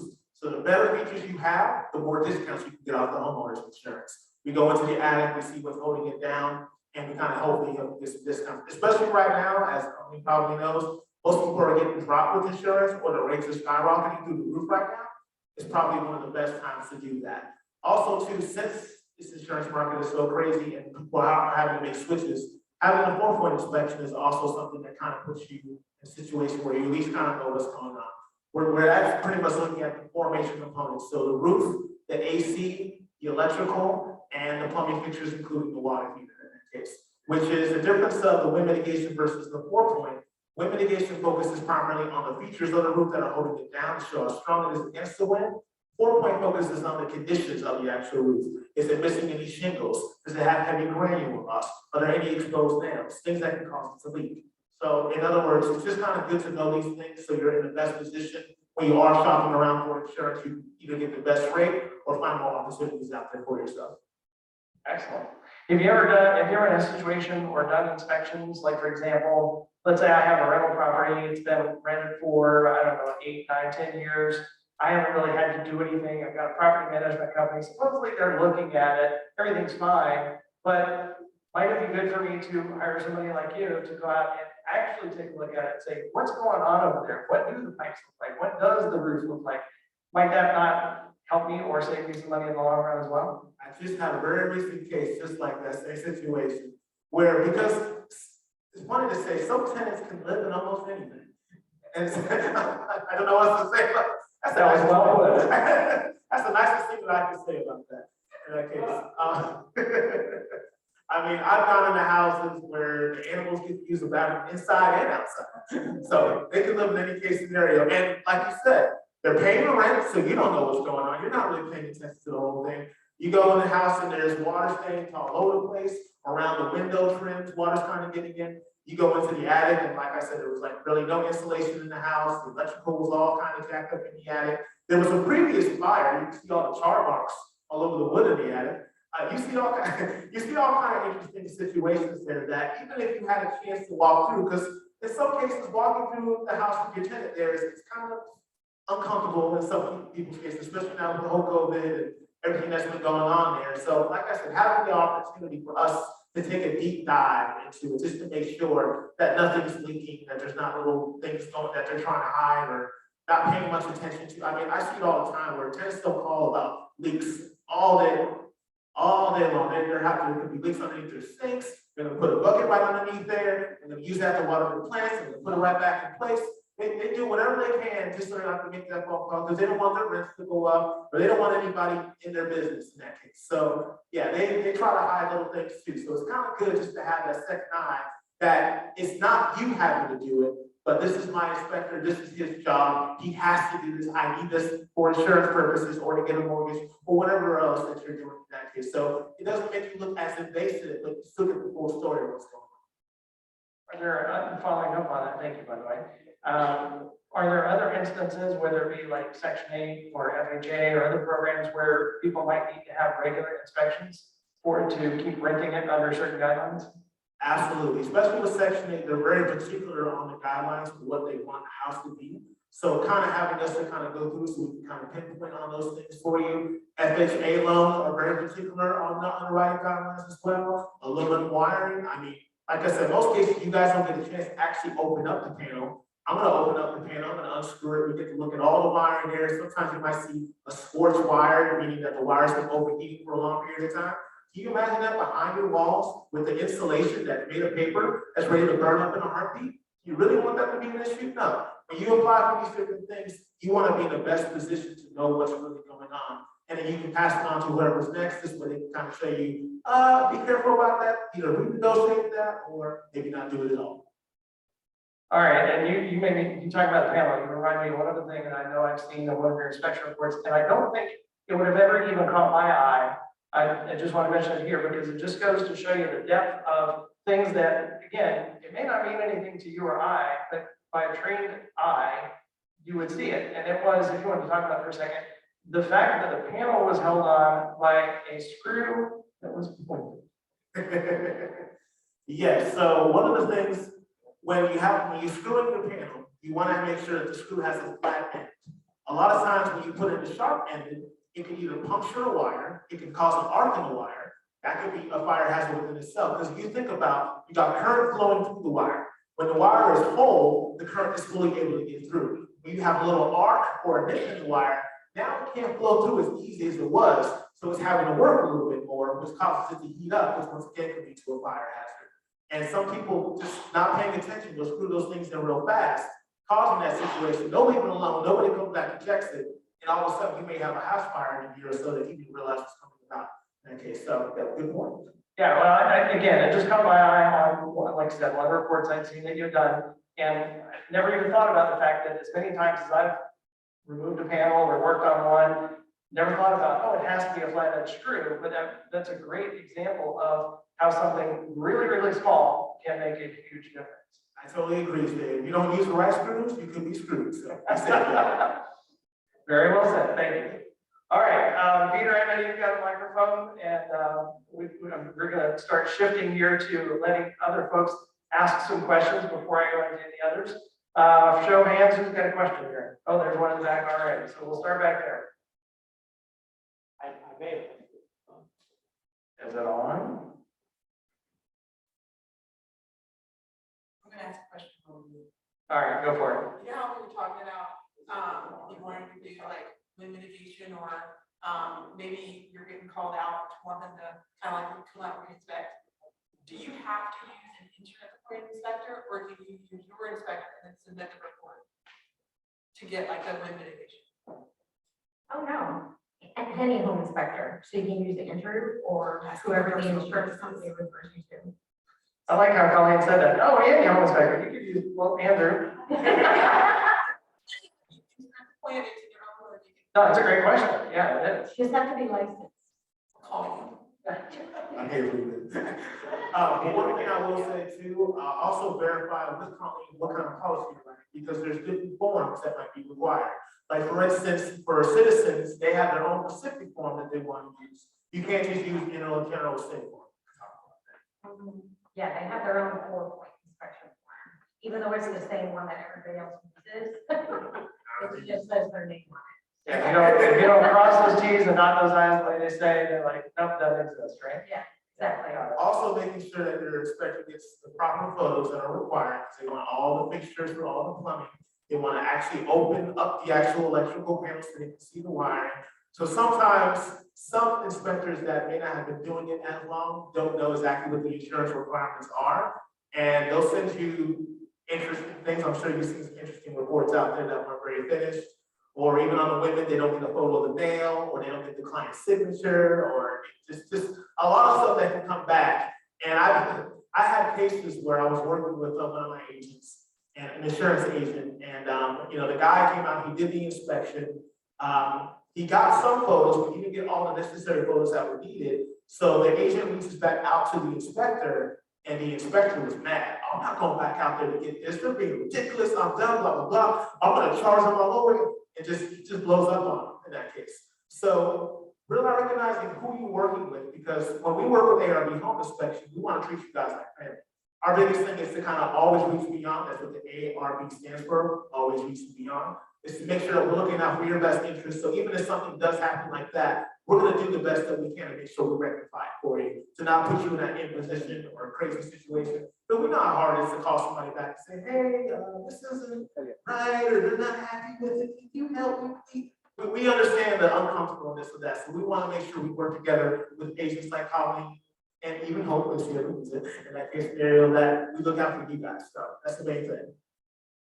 Excellent. Did we get Mark's microphone? Yes, it is working now. So I may have missed it. We were talking about placing multiple properties under one trust, trying to consolidate the amount of LLCs down to 2 trusts and 2 operating for flips and rentals. That's kind of a dual question for both the insurance and the legal side. If you have, let's just say 30 rentals and they're all under the same trust, and your insurance policies are all linked in the same trust, if a liability accident happens on the property with the tenant and the attorney who is trying to sue the owners requests the deck page or the cover page, wouldn't that expose all of the properties that are in that trust on that cover page? And if so, how do you protect yourself? How would you recommend? Okay, let me clarify. Good one. I meant one LLC for your rentals and one LLC for your flips to be used in your rental trusts. Trust. There we go. Okay, so that's correct. Okay. So it's multiple trusts, but the LLC could be the beneficiary of each. Perfect. Thank you for clarifying. Continuing that thought process though, Colleen, answering the other part of the question, if it were done that way, wouldn't that then be a risk? Yeah, just like you said, if it was that way and the legal office wanted the copy of the policy, would you have to send the whole policy? Because they're gonna say, oh, what about pages this? It says on the bottom of the page, how many pages, one of this. So yeah, essentially you would have to send it, and if you had 30 policies or 30 properties, it's gonna list them, then they're gonna be like, oh, jackpot, Ding, ding, totally ding. not. That's gonna go back to your cross attachment, so you defeated the whole purpose of getting away from the cross attachment, because they're still gonna know who owns the one property where the tenant tripped. So they're gonna name it, and then that's still gonna attach to everything in that trust. So you're gonna defeat the whole purpose of getting away from the cross attachment. Excellent. All right, who do we have next? Oh, there you go. I have a question in regards to cross attachment. I have a deal where I bought a taxi. It was an empty lot. I put a new home on it. Now I'm selling it. I got a tax certificate to one of those companies that does the review. And I didn't get the buy title. So I just took the tax certificate. Now I'm selling it. The title company said, oh, there's a bunch of issues on this property because the guy that owned it before the tax deed had a judgment against them on another property.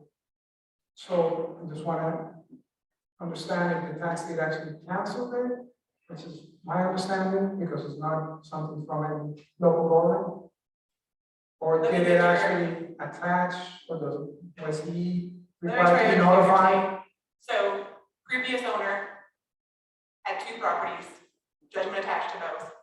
He lost one. Judgment against him, a personal judgment against him. And he owned both the properties in his personal name. Correct. You lost one in the tax deed sale, you bought it, Correct. you got attached to it. Correct. Okay, so you didn't have to do a quiet title, No, right? You didn't get a policy on a certificate yet? they are supposed to be sending it, but they haven't sent it. So that's why I'm questioning this. Title policy or the tax certificate? Title policy. Oh. Because once they didn't do the tax certificate, they guarantee that they'll give you a tax certificate towards their underwriting. So, yes, it could cross attach. You only got a certificate on that one property. But what I would do, and I can look at it for you specifically tomorrow, but you get a certificate for the same reason that you get a title insurance policy. You're paying for it for a reason. And those companies are intertwined, by the way. I bet you're having to go to the older public agency to get the policy. So you should file a claim against the certificate. They'll fix it for you. That's why you paid for it. But yeah, it can cross attach in that situation.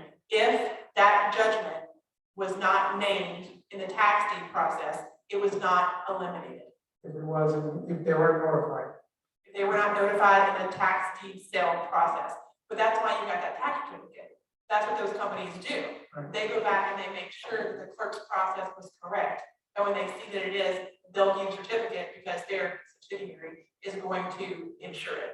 Got it. Okay, so that's now, before you get into kind of expensive litigation, because maybe that is the reason, I would call whoever holds the judgment and ask them for a partial release. That would Call the one time? whoever holds the judgment, I might ask them for a partial release if the judgment is still valid. But I would call whoever gave the certificate, whoever you paid for it, it's kind of like filing a claim against your title insurance policy. And they'll fix it for you. All right, That's why you pay for it. thank you. Excellent. All right, Peter behind you. How are all liens cross attachment or? No, so for a lien to cross attach, there has to be a commonality of ownership. So it has to be that Laura Hope Richards, me personally, has the lien. That lien will cross attach in any other asset under Laura Hope Richards. I don't own any assets under Laura Hope Richards of my personal home. So that's not going to cross attach to my rentals. That's in something else. Okay, so the only way that you're going to get to my rentals is if I get a lien under that LLC. And then we cross attach to only the entities that are also owned in that LLC. But you're not going to find that either because it has an interest. And would that be true of every type of lien, essentially, or are there any other liens that don't qualify for that? No. Okay. Just checking. I get a question about personal versus, will your personal liens cross-attached to your corporate or vice versa. Right. That, no, they're totally different entities, even though it's you personally and you're a single member entity. You're still considered separate. Perfect. All right, was there a follow-up? A second question. So, personal property, putting it in a trust, I hear that's really good. If you own that property for several years, what did you, even if you quit claimed it into a trust name, you're still gonna be able to, Try your homestead? yeah. I don't have my homestead in my interest. I got a nice house, I don't have no interest. I live in Florida, I have 100% homestead exemption. There's no point putting it in there. Why are you putting it in interest? You're putting it in there to shield yourself from liability. You live in Florida, you have 100% liability protection on your homestead. Now, clarification, people think that because you have 100% liability protection in Florida, that you can't get a lien in your house. You 100% can get a lien in your house. They just cannot force the sale of your house in order to satisfy that lien other than your lender. So that's really what the homestead protection means. I don't even have my personal home in a LLC or a land trust. Correct me if I'm wrong, that was kind of the whole reason why O.J. Simpson made sure he had a very big expensive house in Florida. Yeah, exactly. Mark's got a question, Peter?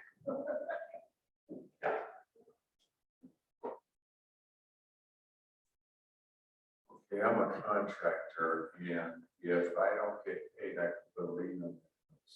Once I do put that lien on the house, what can I do after that? You can file for a breach of contract. You can do that. But the lien is just going to sit there until you sue to enforce it. But you're suing on a breach of contract. You're not suing on, from a foreclosure standpoint, I guess. Right. So it's just going to sit there, and you can get the judgment. You can't force the sale of that house on your lien. Obviously, you got to follow our procedures correctly. Right. But you can't force the sale of a property. Okay, but I can still. There's still ways of collecting. Yes, there's any other way you want it. You can garnish wages. You can. I've taken tenants' cars. That's the same thing. Like you can get a judgment. You can attach it to any asset that has equity. You can take it. Excellent. All right, who else we got for questions? I have a question. Oh, all right, go ahead. Colleen, how can I help a seller who had a bad backing? The room was inundated badly, so she calls the neighbor across the street. Who used to work for a plumber. So supposedly he did the job, the whole reviving of the house. Supposedly according to code. Now the seller, the insurance company got a letter stating that they are retreating from the market, so she needs to reinsure the house. She would need a 4-point inspection and a remediation to reinsure the house. But she does not have, she had a revive on the house, but it was done without premise. How can we work around it if we can? They can try and get a 4-point inspection so they can get one. However, if they can't pull the permit here on the inspection for the forming, they may just go off of a receipt. But if a person did it, I'm assuming it wasn't a plumbing company that may not have a receipt with a license number on it. So you may have to go with a company that's not going to require a 4-point inspection. They may have to pay a little bit more on their insurance temporarily until more companies come here that are more willing to write that type of home. Or that type of plumbing. Okay, I have had people call me about those situations. Now, I'm not a plumber, but I am a general contractor and a roofing contractor. I've had people call me because a roof was put on, but not by a licensed contractor. I can pull a permit on that roof, have a final inspection on it, and close it and have an actual, so if you get a plumber, that plumber should be able to do that. Pull a permit on it and close it out. All right, question over here. So even if you didn't do the work on it, you can And they just have to pay for it. Oh, that's good. I need to remember. I do closings all the time. So when someone sees that work was done without a permit, to get the buyer to still close, we'll just open it, have it inspected and close it. So. You can close it. Get it re-inspected and close it.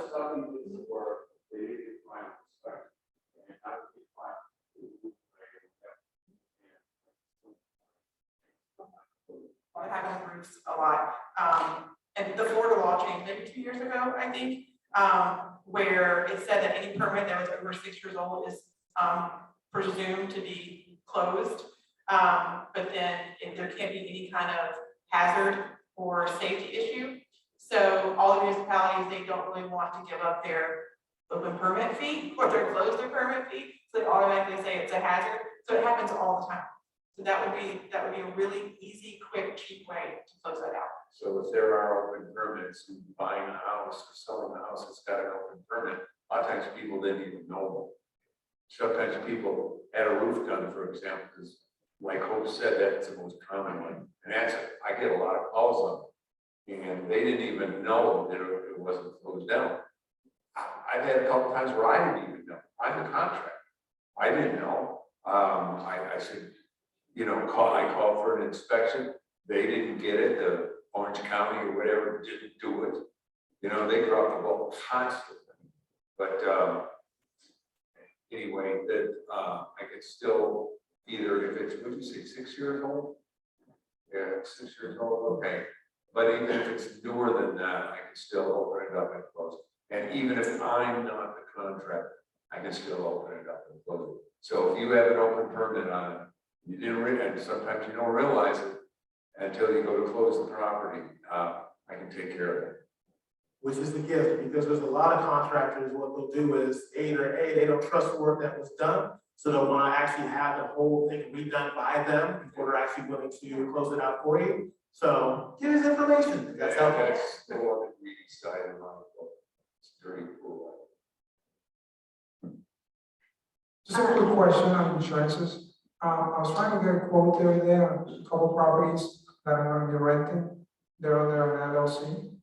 And the insurance company is telling me that they can't find a carrier that will do them as an LLC.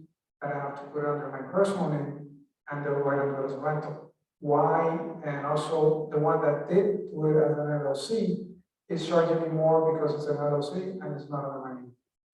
Is that legal? The LLC issue with the liability coverage has been around for maybe like 10 years. A lot of companies don't want to insure liability when it's in an LLC on a rental property because they don't really know why it's in an LLC name. They don't really get it. It's just premises liability. So we're not providing worldwide liability for all of the company's actions. It's just at the house. Maybe they didn't know what carriers to use. There are certain carriers that do LLC liability for rental properties and there's some that aren't. There may be a price difference. Generally, it's not too much more. Depends on who they're using and where the house is located in the agent. In Orange County, everything's kind of high right now. You're not using an investor-friendly insurance agent. That's what. Okay, follow-up question to that is, Colleen, when you talked before about the insurance company being able to request the cover sheet and it would show all of your properties. So going by what Hope said, that you can have a couple of LLCs and then put all of your land trusts under them. But if you have to list them all on the insurance, do I have to retitle the properties to protect the identity of them? Well, what we were saying is if you had one LLC policy and you were listing all your properties on it, but what Hope was saying, one LLC with your rentals, one with your renovations, and you title each property in the land trust. So if you're titling each property in the land trust, each property per se would have its own policy. Because if you put them on an LLC policy with one policy, and you're putting all your properties together, if you had an incident where you have to show your part of your policy to an attorney, it's going to show all those locations on it. So it's better to keep them separate in land trust names. One property in each land trust, Right. so that each has individual insurance policies. The only commonality is that you have the same LLC as the beneficiary across each land trust, but nobody knows who that is. Okay, so the question is to put those LLC, to put them in the land trust, do I have to retitle them? Yes, you have to deed it from whatever the entity is now into the trust. Okay, and how much does that cost to do that? I charge $550 plus recording. Do not do it with a quitclaim deed. That was I my, hate that. Do it with a warranty deed. When you do it with a quitclaim deed, you void your title insurance. Do it with a warranty deed and you will not void your policy. okay, so you do that at the same time you have the land trust. The best way to go about it is when you acquire the property, make the land trust the buyer. Right. You know, But that's if we're past that, then we just do a warranty deed from the current entity into the land trust. And as long as there's a commonality of ownership, that way you won't void your title insurance and I can get you around doc stamps because it will fall under an administrative exception. Okay, thank you. Andrew and Colleen, can you explain what happens when you need a wind mitigation and you have spray and insulation, but you're trying to get the insurance reduction? Spray. When it comes to the wind mitigation inspection, most insurance companies are very particular on getting the detailed photos. They will not accept the wind mitigation without photos. So we have to be able to prove what's there. Unfortunately, when the attic is insulated, it pretty much covers everything that's there in that case. So the only way for us to really be able to get it is it has to be uncovered. And like I said, it could be a hit or miss because of the fact that if you uncover one section, it may not show the exposed nail head coming through. So you might have to do another section, unless you do the entire thing. And then that becomes more detailed. Or if you have maybe some type of documentation from the roofer that did it, confirming exactly what was done, the insurance company might be open to accepting that, but there's no guarantee because we still don't have a photo. So that's that. Exactly, or have the inspection done before you do the loan installation. No. What she said. All right, we are getting close to the top of the hour, so I want to, we do not have time for additional questions. Sorry, we're gonna have to start wrapping it up. So one thing I want to do is make sure each of you give your contact information again. Hope we'll start with you. Oak Richards, RTR Law, RTR Title. My email is hrichards, RICHARDS @RTR Law, or the phone number is 833-HIRE-RTR. All right, Colleen. Okay, my phone number is 407-559-2200. Email is Colleen, COLLEEN @securedinsurancegrp.com. All right, and last but not least, slow and enunciate. My name is Braun, Andrew Braun. Phone number 407-440-1761. Once again, that's 407-440-1761 Andrew@ARB Home Inspections with an S.com. ARB, always reaching beyond homeinspections.com. Beautiful. Now, before we move on to our door prizes, how about a huge round of applause for Hannah? Thank you. All right. Before we do the door prizes, when is April's meeting? April 5th. Where is the meeting after the meeting? Scare me for nothing. That was a long pause. All right, is Steve Fouts here? Oh, there's Steve. Steve, you're one of our first winners. Thank you. And let's see who's next here. Rex Hunter. Is Rex here? See Rex. Oh, have to be present to win. Linnell Martin. Linnell here. Man, I'm gonna pocket a couple of these that I heard. All right. All right, what? Oh, right there. Oh, sorry. Did not see.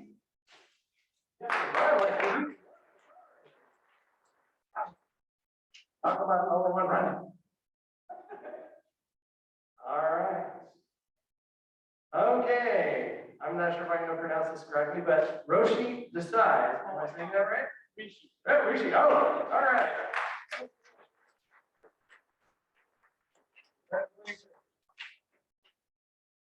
And last but not least, let's see. Y'all laughing at me. Thanks. Last but not least, Jay Span. Oh, just kidding. I was kidding. Never mind. Looks like Yvonne Lanes. Are we there? Yeah, there we go. All right.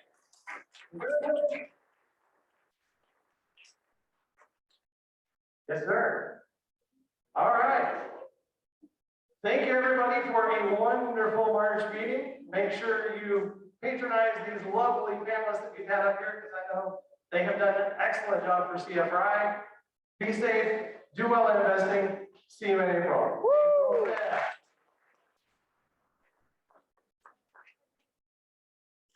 Right. Great job, Peter.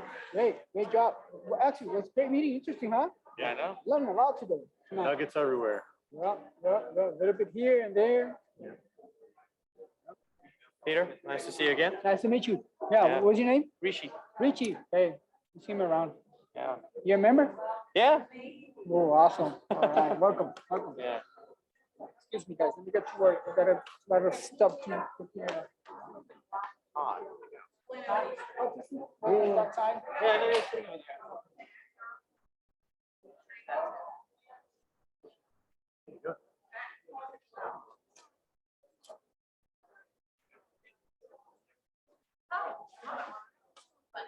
Good job, Jay. Thank you.